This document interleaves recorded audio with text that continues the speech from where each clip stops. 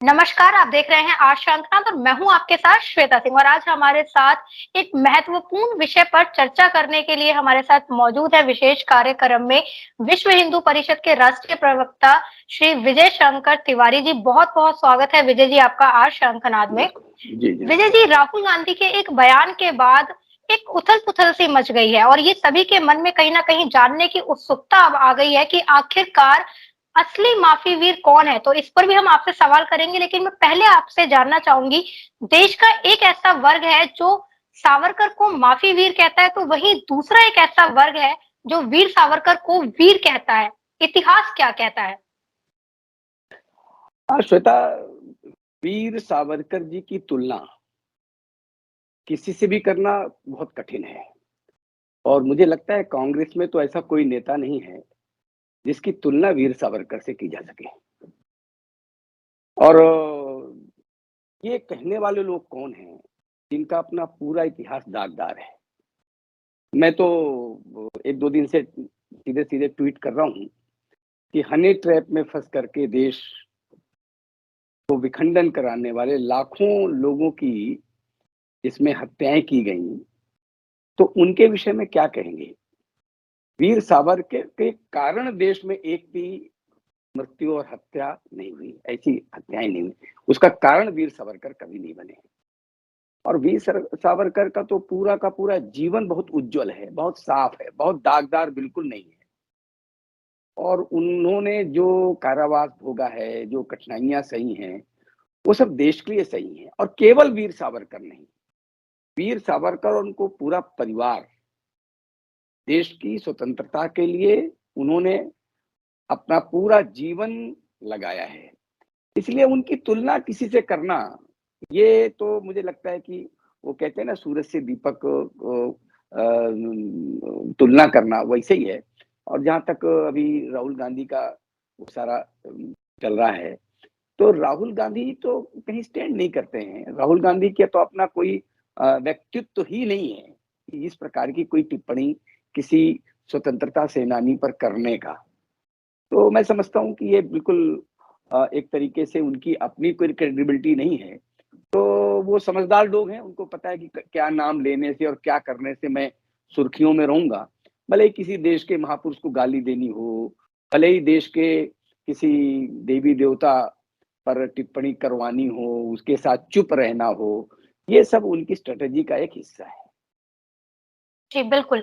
मैं आपसे जानना चाहूँगी विजय जी, देश की विचारधारा जो है वो वीर सावरकर की है या फिर महात्मा गांधी?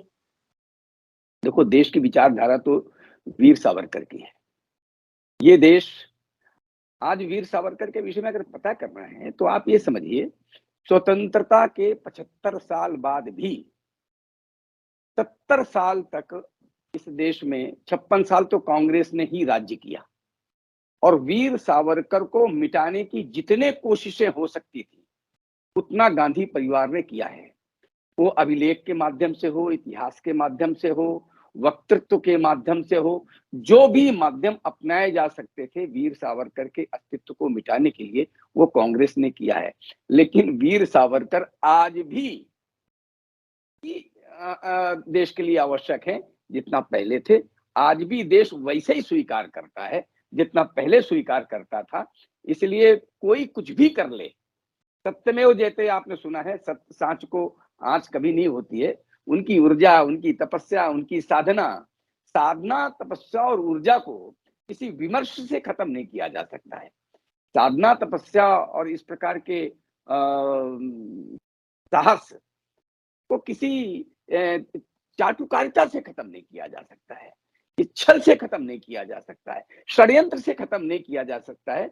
जैसे भारत के इतिहास को, भगवान राम को, भगवान कृष्ण को मैं तुलना नहीं कर रहा हूँ, लेकिन मैं कह रहा हूँ उनको, उनके नाम को भी खत्म करने की कोशिश की गई। वीर सावरकर जी को भी खत्म की गई। ऐसे ऐसे केवल वीर सावरकर जी नहीं, तो स्वतंत्रता के समय ऐसे अनेकों वीर होंगे जिनको कांग्रेस ने पूरी तरीके से जमीन से मिटाने का काम किया है, लेकिन आज वो सजीव हैं। सुभाष चंद्र बोस भी उसमें एक हैं। तो किस प्रकार से छल से, षड्यंत्र से, किस प्रकार से ब्लैकमेल करके ये सत्ताएं हासिल की गई हैं और वीर सावरकर जैसे वीर को बदनाम करने की कोशिश की गई, लेकिन इनके बदनाम करने से वो बदनाम नहीं होते हैं। देखो, आज वीर सावरकर फिर विमर्श का हिस्सा हैं, और आप ट्विटर पे चले जाइए या फेसबुक में चले जाइए या आर्टिकल्स में चले जाइए, लोग वीर सावरकर को नहीं, इन्हीं पर उंगली उठा रहे हैं। तो ये है वीर सावरकर की ताकत। जी, बिल्कुल। मैं अब आपसे जानना चाहूँगी, एक सवाल और उठ खड़ा हुआ है जब से ये माफ़ी वीर और वीर का सिलसिला शुरू हुआ है तिवारी जी। क्यों जवाहरलाल नेहरू के पिता मोतीलाल नेहरू को अंग्रेजों से माफ़ी माँगनी पड़ी थी? देखो श्रोता, 1923 में नाभा स्टेट में जवाहरलाल नेहरू थे और उनको 2 सप्ताह की केवल सजा मिली थी। 2 सप्ताह की सजा ये परिवार नहीं भोग सकता। ये है इनका दम, ये है इनका अस्तित्व। 2 सप्ताह की सजा नहीं भोग सकने वाला जवाहरलाल नेहरू जी का परिवार मोतीलाल नेहरू वहां के वायसराय, तत्कालीन वायसराय के पास गए और माफी कि अब हम कभी भी नाभा स्टेट में प्रवेश नहीं करेंगे। ये माफी है ना जी। तो देखो, मैंने पहले वीर सावरकर के विषय में कहा है, उन्होंने 27 साल जेल में या अंधकार में या अंडमान में होगा है। कहाँ 2 सप्ताह, कहाँ 27 साल, दोनों में एक आप अंतर समझिए। 2 सप्ताह की सजा नहीं भोगने वाला परिवार 27 साल तक की यातना, स्वतंत्रता के लिए, देश की स्वतंत्रता प्राप्त करने के लिए 27 साल की सजा जिसने भोगी है, उस पर प्रश्न कर रहे हैं।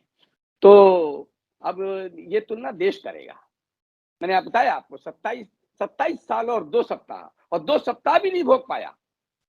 एक व्यक्ति केवल अपने लिए, अपनी सत्ता के लिए, अपने सुख के लिए, अपने शरीर के सुख के लिए माफी मांगता है, और एक देश के लिए उसका मान्यता थी, मरने के बाद महानता नहीं है, जीना जरूरी है इस देश की स्वतंत्रता के लिए। तो इस देश की स्वतंत्रता के लिए जीना जरूरी है। इस कारण उन्होंने अगर कुछ लिखा होगा तो लिखा होगा। इस कारण नहीं लिखा था कि अब हम वहां रहेंगे तो जेल में तो मक्खियां काटेंगी, मच्छर काटेंगे, जमीन में कैसे सोएंगे। इस कारण उन्होंने माफी नहीं मांगी थी। इस कारण जवाहरलाल नेहरू के पिता ने मांगी थी कि मेरा बेटा 2 सप्ताह कैसे झेलेगा वहां पर जेल में। उन्होंने कहा कि मैं जीवन पर्यंत देश के लिए काम करूंगा, जीवन पर्यंत देश के लिए लड़ूंगा। इसलिए उन्होंने कुछ कहा होगा।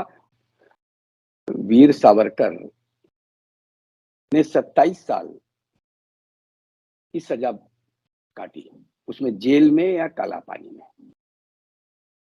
और नेहरू जी को नाभा स्टेट में अनधिकृत रूप से घुसने पर 2 सप्ताह की सजा हुई थी।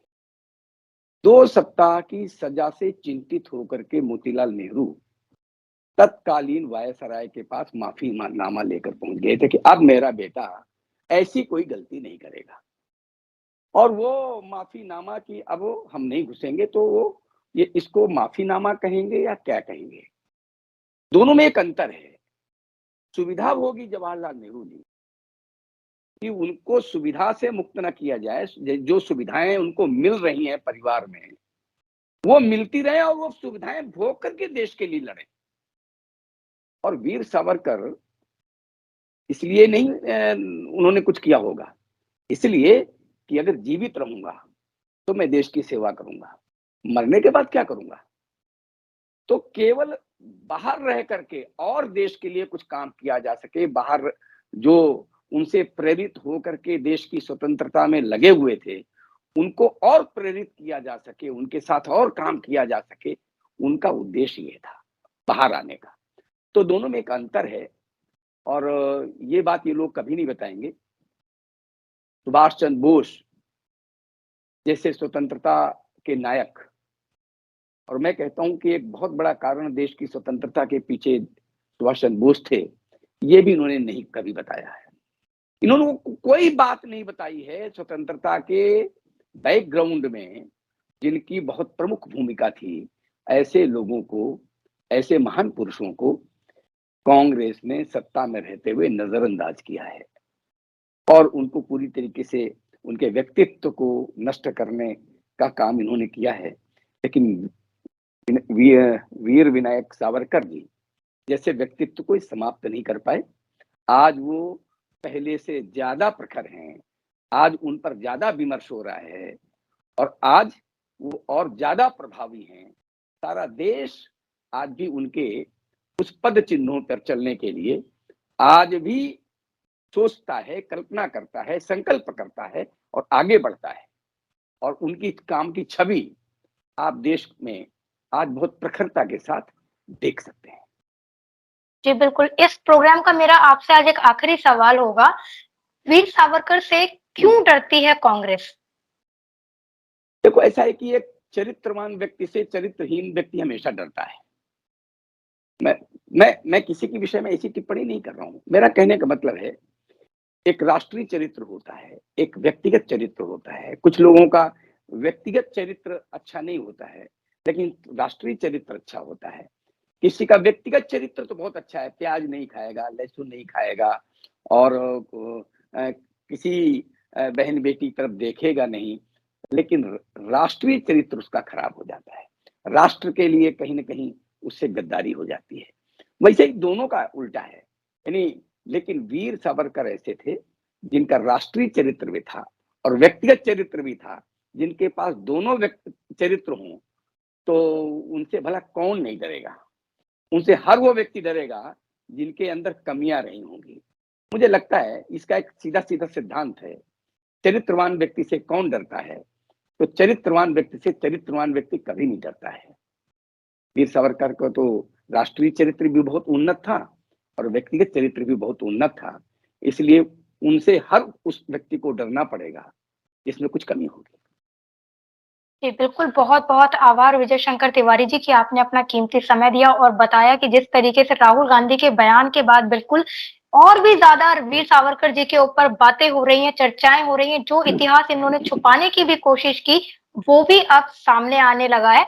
बहुत-बहुत आभार। इसी तरह हमारे सभी दर्शकों का भी बहुत-बहुत आभार। आप देखते रहिए आर श्रृंखला।